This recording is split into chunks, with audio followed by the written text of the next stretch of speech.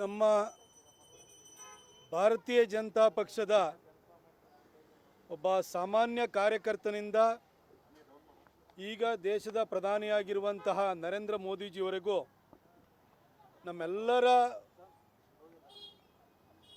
ರಾಜಕೀಯ ಜೀವನದಲ್ಲಿ ಹಾಗೂ ಬಾಲ್ಯದಿಂದಲೂ ಕೂಡ ಜಮ್ಮು ಮತ್ತು ಕಾಶ್ಮೀರ ಭಾರತ ಮಾತೆಯ ಸಿಂಧೂರ ಅನ್ನೋ ಘೋಷವಾಕ್ಯವನ್ನು ಕೇಳಿಸ್ಕೊಂಡು ಜೈಕಾರ ಹಾಕ್ಕೊಂಡು ಬೆಳೆದಂಥವ್ರು. ಅಂತಹ ಭಾರತ ಮಾತೆಯ ಸಿಂಧೂರವಾಗಿರುವಂತಹ ಕಾಶ್ಮೀರದಲ್ಲಿ ನಮ್ಮ ಹಿಂದೂ ಮಹಿಳೆಯರ ಪತಿಯರನ್ನು ಹುಡುಕಿ ಹೆಕ್ಕಿ ಅವರ ಸಿಂಧೂರವನ್ನೇ ಅಳಿಸುವಂತಹ ಕೆಲಸವನ್ನು ಏಪ್ರಿಲ್ 22ನೇ ತಾರೀಕು ಮುಸ್ಲಿಂ ಉಗ್ರವಾದಿಗಳು ಮಾಡಿದರು.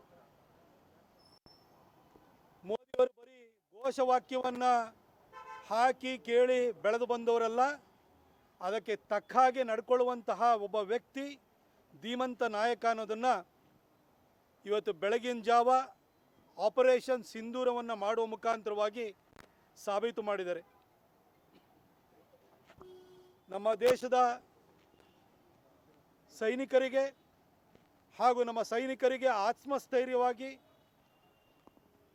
ಅವರ ಬೆನ್ನಿಗೆ ನಿಂತಿರುವಂತಹ ಹೆಮ್ಮೆಯ ಪ್ರಧಾನಿ ನರೇಂದ್ರ ಮೋದಿಜಿಯವರಿಗೆ ಸಮಸ್ತ ಭಾರತೀಯರ ಪರವಾಗಿ, ಕನ್ನಡಿಗರ ಪರವಾಗಿ ನಾನು ಧನ್ಯವಾದವನ್ನು ಹೇಳ್ತೀನಿ. ಆಪರೇಷನ್ ಸಿಂಧೂರವನ್ನು ಭಾಳ ಸಕ್ಸಸ್ಫುಲ್ಲಾಗಿ ನಮ್ಮ ದೇಶದ ಸೇನೆ ನೆರವೇರಿಸಿದೆ. ಜಮ್ಮು ಕಾಶ್ಮೀರದಲ್ಲಿ ನಡೆದಂಥ ಘಟನೆಗೆ ಪ್ರತೀಕಾರವನ್ನು ತೆಗೆದುಕೊಳ್ಳಲಾಗಿದೆ. ಪಾಕಿಸ್ತಾನದ ಒಳಗೆ ನುಗ್ಗಿ ಸುಮಾರು 9 ಕಡೆ ಏರ್ ಸ್ಟ್ರೈಕನ್ನು ಮಾಡಿದ್ದಾರೆ. ಭಾಳ ಯಶಸ್ವಿಯಾಗಿ ಏರ್ ಸ್ಟ್ರೈಕನ್ನು ಮಾಡಿ ವಾಪಸ್ ಬಂದಿದ್ದಾರೆ. ಬಾಲಕೋಟ್ ಅಟ್ಯಾಕು ನಮಗೆ ನೆನಪಲ್ಲಿದೆ. ಪುಲ್ವಾಮಾ ಅಟ್ಯಾಕ್ ಆಗಿ ಅದು 2019 ಫೆಬ್ರವರಿ 14ನೇ ತಾರೀಕು ನಡೆದಿತ್ತು. ಅದಾದ ನಂತರ ಫೆಬ್ರವರಿ 26ನೇ ತಾರೀಕು ಅಂದರೆ 12 ದಿನಗಳ ನಂತರ ಬಾಲ್ಕೋಟ್ ಏರ್ ಸ್ಟ್ರೈಕನ್ನು ಮಾಡಿದರು. ಅವತ್ತು ಮೋದಿಯವ್ರಿಗೆ ಏನು ಮಾಡ್ತಾರೋ ಏನು ಮಾಡಲ್ಲ ಅಂತ ಜನ ಗೊತ್ತೇ ಇರಲಿಲ್ಲ. ಏನು 12 ದಿನ ಆಯಿತು, ಏನು ಮಾಡಲಿಲ್ವಲ್ಲ, ಏನು ಮಾಡಿಲ್ವ ಅಂತ ಅನ್ನೋಷ್ಟರಲ್ಲಿ ಅಚಾನಕ್ಕಾಗಿ 12 ದಿನಗಳ ನಂತರ ಬಾಲಕೋಟ್ ಸ್ಟ್ರೈಕನ್ನು ಮಾಡಿದರು. ಆದರೆ ಪೆಹಲ್ಗಾಮ್ ಘಟನೆ ನಡೆದ ನಂತರ ಮೋದಿಯವರು ಮೊದಲನೇ ದಿನದಿಂದಲೂ ಲೆಕ್ಕಾಚುಕ್ತ ಮಾಡೇ ಮಾಡ್ತೀವಿ, ಅವರ ಮನೆಗೆ ಹೊಡಿತೀವಿ ಅಂತ ಹೇಳಿ ಸಾರ್ವಜನಿಕವಾಗಿ ಮೋದಿಯವರು ಹೇಳ್ತಾನೆ ಬಂದಿದ್ರು. ಪುಲ್ವಾಮಾ ಅಟ್ಯಾಕ್ ಆದ ನಂತರ 12 ದಿನಗಳ ನಂತರ ಬಾಲಕೋಟ್ ಅಟ್ಯಾಕ್ ಮಾಡಿದರು. ಪೆಹಲ್ಗಾಮ್ ಘಟನೆ ನಡೆದ 14 ದಿನಗಳ ನಂತರ ಪಾಕಿಸ್ತಾನದ ಒಳಗೆ ನುಗ್ಗಿ 9 ಕಡೆ ಏರ್ ಸ್ಟ್ರೈಕನ್ನು ಮಾಡಿದ್ದಾರೆ. ಇದು ನಮ್ಮ ಸೇನಾಪಡೆ ಯಾವ ರೀತಿ ಸನ್ನದ್ಧವಾಗಿದೆ, ಯಾವ ರೀತಿ ಪ್ರಿಪೇರ್ನ ಮಾಡಿಕೊಂಡಿದ್ರು, ಯಾವ ರೀತಿ ಸಕ್ಸಸ್ಫುಲ್ಲಾಗಿ ಈ ಥರ ಒಂದು ಏರ್ ಸ್ಟ್ರೈಕನ್ನು ಮಾಡಬಲ್ಲರು ಅನ್ನೋದನ್ನು ಸಾಬೀತು ಮಾಡಿದರೆ ನಮ್ಮೆಲ್ಲರಿಗೂ ಕೂಡ ಖುಷಿಯಾಗಿದೆ. ನ್ಯೂಕ್ಲಿಯರ್ ಟೆಸ್ಟ್ ಮಾಡಿದಂತಹ ಅಟಲ್ ಬಿಹಾರಿ ವಾಜಪೇಯಿ ಅವರು ನಮ್ಮೆಲ್ಲರಿಗೂ ಕೂಡ ಎದೆಯಲ್ಲಿ ಹೆಮ್ಮೆಯನ್ನು ಮೂಡಿಸಿದರು. ಇವತ್ತು ನಮ್ಮ ನರೇಂದ್ರ ಮೋದಿಜಿಯವರು ಕೂಡ ಅದೇ ಒಂದು ಹೆಮ್ಮೆಯ ಭಾವನೆಯನ್ನು ಸಕಲ ಭಾರತೀಯರ ಎದೆನಲ್ಲೂ ಕೂಡ ಮೂಡುವಂತೆ ಮಾಡಿದ್ದಾರೆ. ನಾನು ದೇಶದ ಸೇನಾಪಡೆಗಳು ಮತ್ತು ನರೇಂದ್ರ ಮೋದಿಜಿಯವರಿಗೆ ಇಬ್ಬರಿಗೂ ಕೂಡ ಧನ್ಯವಾದಗಳನ್ನು ಅರ್ಪಿಸ್ತೇನೆ.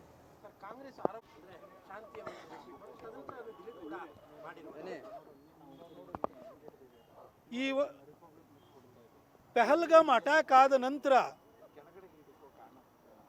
ಮಾನ್ಯ ಮುಖ್ಯಮಂತ್ರಿ ಸಿದ್ದರಾಮಯ್ಯನವರು ಯುದ್ಧ ಬೇಡ ಅಂತೇಳಿ ಶಾಂತಿ ಮಂತ್ರವನ್ನು ಪಠಿಸಿ ಪಾಕಿಸ್ತಾನಿಯರಿಗೆ ಹೀರೋ ಆಗಿ ಪಾಕಿಸ್ತಾನಿ ಮಾಧ್ಯಮಗಳಲ್ಲಿ ಅವರಿಗೆ ಬಹಳ ದೊಡ್ಡ ಪ್ರಚಾರ ಸಿಕ್ಕಿತ್ತು.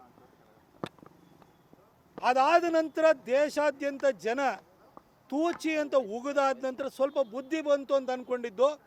ಆದರೆ ಇವತ್ತು ಬೆಳಗಿನ ಜಾವ ಆಪರೇಷನ್ ಸಿಂಧೂರವನ್ನು ಮಾಡಿದ ನಂತರ ನಮ್ಮ ಕರ್ನಾಟಕ ಕಾಂಗ್ರೆಸ್ನವರು ಮನುಕುಲದ ಅತ್ಯಂತ ಶಕ್ತಿಯುತ ಶಸ್ತ್ರ ಎಂದರೆ ಶಾಂತಿ ಅಂತೇಳಿ ಹೇಳ್ಬಿಟ್ಟು ಗಾಂಧೀಜಿಯವ್ರನ್ನ ಕೋಟ್ ಮಾಡಿದ್ದಾರೆ. ಅದನ್ನು ಮತ್ತೆ ಜನರಿಂದ ಬ್ಯಾಕ್ಲ್ಯಾಶ್ ಆದ ಕೂಡಲೇ ಡಿಲೀಟ್ ಮಾಡಿದ್ದಾರೆ. ಶಾಂತಿ ಮಂತ್ರವನ್ನು ಪಠಿಸಿದ್ದಂಥ ಸಿದ್ದರಾಮಯ್ಯನವರು ಬೆಳಗ್ಗೆ ಟ್ವೀಟ್ ಹಾಕಿ ಟ್ವೀಟನ್ನು ಡಿಲೀಟ್ ಮಾಡುವಂಥ ಪರಿಸ್ಥಿತಿ ಸೃಷ್ಟಿಯಾದ ನಂತರ ಹಣೆಗೆ ಬೊಟ್ಟನ್ನು ಇಟ್ಕೊಂಬಂದಿದ್ದಾರೆ ಇವತ್ತು. ಅಲ್ಲಿ ಆಪರೇಷನ್ ಸಿಂಧೂರವನ್ನು ಪ್ರಧಾನಿ ನರೇಂದ್ರ ಮೋದಿಜಿಯವರು ಮಾಡಿದರೆ ಸಿದ್ದರಾಮಯ್ಯನವರು ಜನಾಭಿಪ್ರಾಯಕ್ಕೆ ಅಂಜಿ ಸಿಂಧೂರ ರಾಮಯ್ಯ ಆಗಿ ಬಂದ್ಬಿಟ್ಟಿದ್ದಾರೆ. ಇದು ಹಿಂದೂಗಳು ದೇಶವಾಸಿಗಳು ಒಗ್ಗಟ್ಟಾಗಿದ್ದರೆ ಈ ರೀತಿ ಪಾಕಿಸ್ತಾನ ಪರವಾಗಿ ನಿಲ್ಲುವಂಥ ಒಂದು ಧರ್ಮೀಯರನ್ನು ಓಲೈಸುವಂಥ ರಾಜಕಾರಣಿಗಳಲ್ಲೂ ಕೂಡ ನಡುಕವನ್ನು ಮೂಡಿಸ್ಬೋದು ಅನ್ನೋದಕ್ಕೆ ಸಿದ್ದರಾಮಯ್ಯನವರು ಇವತ್ತು ಬೊಟ್ಟಿಟ್ಕೊಂಡು ಬಂದಿರುವಂಥದ್ದೇ ಒಂದು ದೊಡ್ಡ ಸಾಕ್ಷಿ ಅಂತ ಹೇಳಲಿಕ್ಕೆ ಬಯಸ್ತೀನಿ. ಆದರೆ ಕಾಂಗ್ರೆಸ್ನವರಿಗೆ ಒಂದು ಮಾತು ಹೇಳಲಿಕ್ಕೆ ಬಯಸ್ತೀನಿ. ಯಾವಾಗಲೂ ಗಾಂಧೀಜಿನ ಕೋಟ್ ಮಾಡಿ ಶಾಂತಿ ಹೇಳ್ತೀರಿ. ನಿಮ್ಮ ಶಾಂತಿಯಿಂದ ಒಂದರಲ್ಲೇ ದೇಶಕ್ಕೆ ಸ್ವಾತಂತ್ರ್ಯ ಬರೋದಾಗಿದ್ದರೆ ಭಗತ್ ಸಿಂಗ್ ಏನು ಮಾಡಿದ್ದು, ರಾಜ್ಗುರು ಏನು ಮಾಡಿದ್ದು, ಸುಖದೇವ್ ಏನು ಮಾಡಿದ್ದು, ಚಂದ್ರಶೇಖರ್ ಆಜಾದ್ ಏನು ಮಾಡಿದ್ರು, ಸುಭಾಷ್ ಚಂದ್ರ ಬೋಸ್ ಏನು ಮಾಡಿದ್ರು, ಸಾವರ್ಕರ್ ಏನು ಮಾಡಿದ್ರು, ಅವ್ರು ಬಲಿದಾನ ಕೊಟ್ಟಿದ್ದರಿಂದ ಸ್ವಾತಂತ್ರ್ಯ ಬರಲಿಲ್ವಾ? ಗಾಂಧೀಜಿಯವರ ಬರೀ ಶಾಂತಿ ಮಂತ್ರದಿಂದ ಬಂತ?